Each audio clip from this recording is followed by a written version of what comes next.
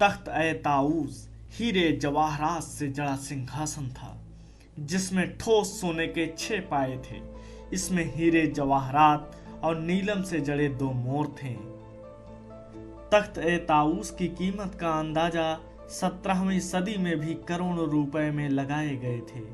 दीवाने खास का वो जगह जहां मुगल बादशाह मोहम्मद बादशाह से नादिर शाह मिला। ईरान का राजा वही नादिर शाह जिसने दिल्ली को लूटा, तख्त ए ताऊस ले गया और यही धोखे से बादशाह से पगड़ी बदलकर कोहिनूर हीरा भी हथिया लिया।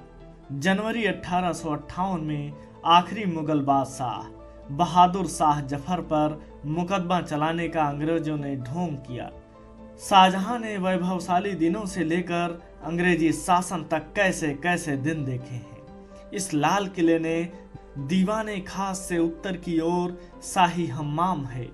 शाही हम्माम में 3 बड़े कमरे हैं, जिसमें स्नान के हौज हैं। इस हम्माम की दीवारें और फर्श को कीमती रंगीन पत्थरों से सजाया गया था। ठंडे और गर्म पानी की यहाँ व्यवस्था थी। हम्माम में नहर थी जिससे पानी पहुँचता था। कहते हैं कि पानी गर्म करने के लिए 125 मन लकड़ियाँ जलाई जाती थी। यहाँ के फव्वारों से गुलाब जल की फुहारें खुशबुओं का छिड़काव करती थी।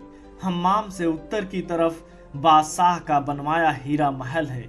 इसे 1824 में बनवाया गया था। नहर बहिश्त जो उत्तर से दक्षिण की ओर है, यहाँ से गुजरती हुई दीवाने खास की ओर जाती है। शाहजहां के बनवाए लाल किले में औरंगजेब ने मोती मस्जिद का निर्माण करवाया, जो संगमरमर की बनी है। एक खूबसूरत इमारत है। ये बादशाह और उनकी बेगमों के लिए बनवाई गई थी। शाहजहां के बनवाए लाल किले में औरंगजेब ने मोती मस्जिद का निर्माण करवाया, जो संगमरमर की बनी एक खूबसूरत इमारत है। ये बादशाह और उनकी बेगमों के लिए बनवाई गई थी। मस्जिद में दाखिल होने के लिए पीतल का दरवाजा है। सन 1842 में बहादुर शाह ने जफर महल का निर्माण करवाया, जो लाल पत्थर का है। ये मेहताब बाग के हौज के बीचों बीच है। इसमें आने जाने के लिए एक पुल भी था। 1857 के बाद ये हौज फौजियों को तैरने के लिए बनवा दिया गया। दीवाने खास के दक्षिण में संगमरमर के बने खास महल के बीच नहर बहती थी। तस्वीर खाना बादशाह के एकांत क्षणों में इबादत का गवाह होने के साथ वैभव का प्रतीक है। यहाँ दीवार के बीच में संगमरमर का तराजू है और वहाँ लिखा है मीजने अदल यानी न्याय का तराजू। तारों के झुरमुट तराजू को घेरे हुए है और इसी तारों के झुरमुट से निकलता हुआ चांद भी देखा जा सकता है। पच्चीकारी और खूबसूरत जालियों का शिल्प बरबस की मन को मोह लेता है। तस्बीह खाने में से शयन कक्ष का रास्ता है। इन सभी कमरों में पच्चीकारी का खूबसूरत काम है।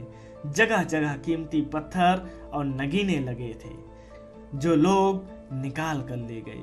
नहर बहिश्त के बने संगमरमर के हौज में फूल पत्तियां पच्चीकारी शक्ल में बिखरी पड़ी हैं। इनके बारीक सुराखों पर फव्वारे निकलते थे। नहर बहिश्त यहाँ से रंग महल की ओर चली जाती है। खाबगाह की पूर्वी दीवार की ओर गुंबद वाला बरामदा है। यहाँ 8 कोण वाला कमरा है, जिसके ऊपर गुंबद है। ये मुसम्मन बुर्ज है। इसी के नीचे दरियाई दरवाजा है, जिसे बादशाह शाहजहां बड़ी धूमधाम से पहली बार इस किले में दाखिल हुए थे। यहीं झरोखे से बादशाह जनता को दर्शन दिया करते थे।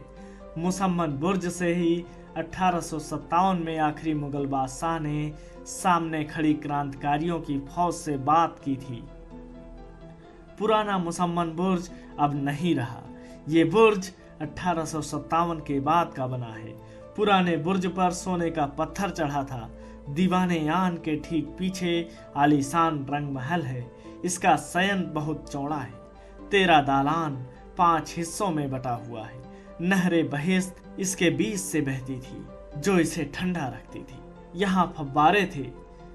खिले हुए कमल की शक्ल में संगमरमर का एक हौज है। इस महल की छत चांदी की थी, जिसे उखाड़ कर तांबे की लगा दी गई और बाद में तांबे की भी छत उखाड़कर लकड़ी की सिंदूरी रंग की छत लगा दी गई। मुगलों को ऐसे आराम का रंग महल 1857 के बाद इसे अंग्रेजों ने रसोई घर बना डाला।